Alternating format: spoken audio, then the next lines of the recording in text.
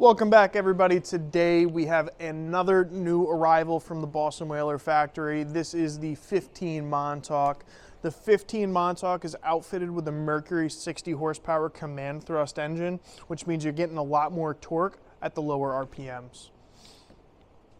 Moving forward, we have the gas tank, 12 gallons. Top side, we have the leaning post that goes into 3 different positions. We have the Mercury gauge with several different modes to figure out what you need. We have a 12 volt on top of the console as well, and of course a compass. This boat does have the fishing package, so that means you're getting some tackle boxes in the side of the console. And then when we move forward, we are getting the cooler with the cooler cushion, the backrest, and the 4 rod holders in front of the console. We're also getting the bow cushion with the complete rail package, which gives you the split bow rail in the bow and the high rails in the aft. We also have the bimini top to give you that shade on those really sunny, warm days.